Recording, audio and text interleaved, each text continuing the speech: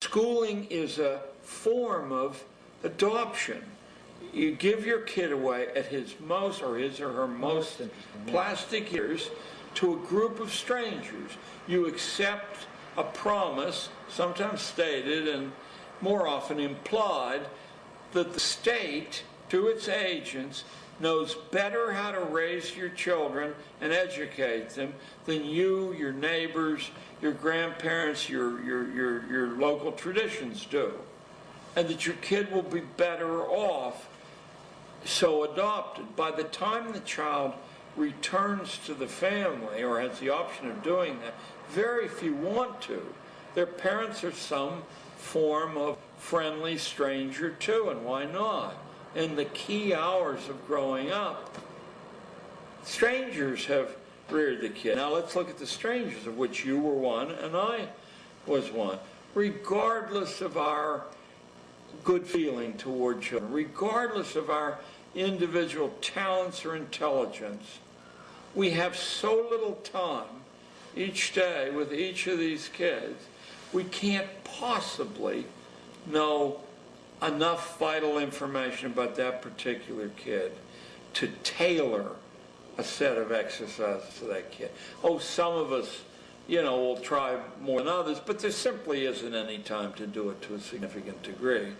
So what we do is accept, and of course if we don't accept this, we're fired or harassed. We accept a state's prescription that's written in manuals. You do this first, and this second, and this third, and here you have a little latitude to talk to the kids. And the way the state checks on whether you've followed that diet is there's standardized tests given at intervals. If your kids do badly, it does not mean that they're bad readers or anything else. It means that they haven't been obedient to the drills the state set down, and they're marked for further treatment later on, or they're marked to be excluded from responsible jobs. Perhaps some ways by being excluded from the colleges that lead to responsible jobs, in other ways from the licenses that lead to responsible jobs. This was all worked out. It didn't evolve by a lot of rational people saying, we'll take this, this, and this from the past, then the next generation will take this, this, and this. This was set down largely in a handful of places. Prussia was perhaps the most prominent of those places. And the Prussian experiment leaped into the United States almost immediately in the 1840s, leaped into the United States. Its propagandists covered the country here.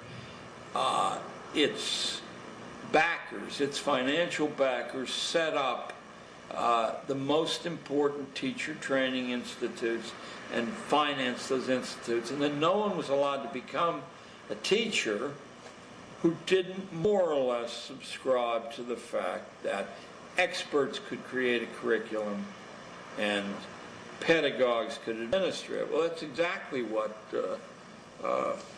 Horace, the Roman essayist, talked about in several of his essays. He said, the master creates the lessons. The pedagogue, the teacher, administers the lessons.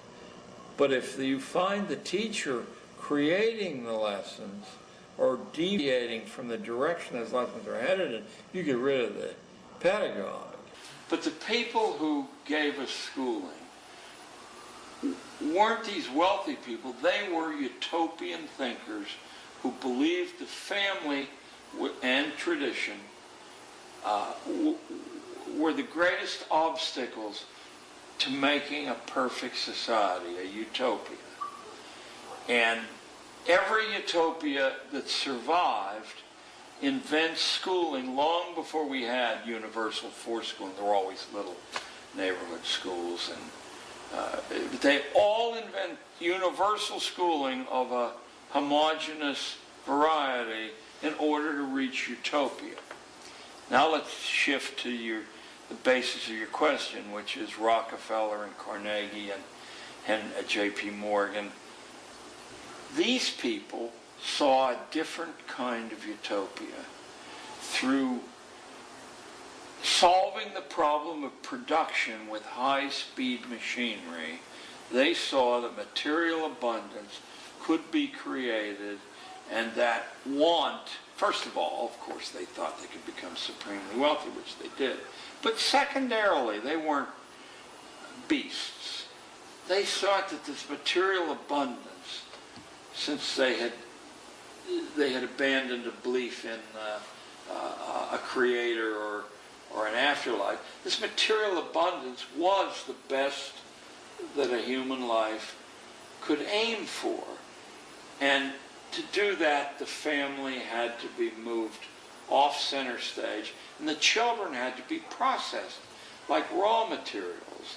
These are the people who saw to it with their influence that when legislation that was wildly radical based on any past model was proposed, that the right legislators would vote that legislation through. They saw to it that money was available to build these vast piles of brick and stone and to drain children out of the community by the force of law, mind you. If you gave children and families options, it probably would take half a decade before many people tried the options. But I think inside of a decade, the institutional schools would vanish because they don't teach the way children learn, nor can they teach the way children learn. That's not what they're set up to do. They're set up to produce a predictable, homogeneous, safe product. They're set up to sort people into occupational categories, roughly consonant with what the current economy demands. Your theorists, through history, were the first to reflect on the best, most efficient ways to manage populations.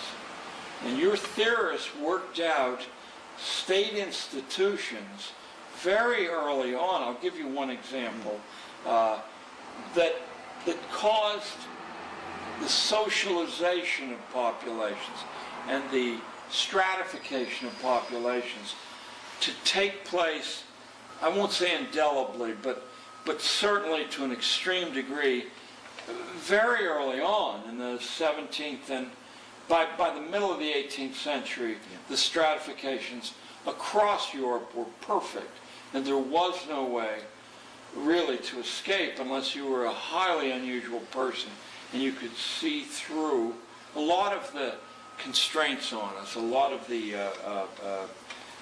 strings that hold us like puppets are really inventions of our own mind. I'm not saying that there aren't armies and police and various ways to punish deviance, but there isn't any way to punish a large number of deviants.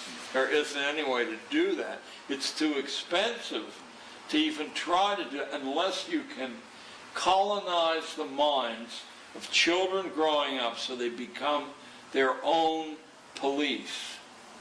And they will report other children who are deviating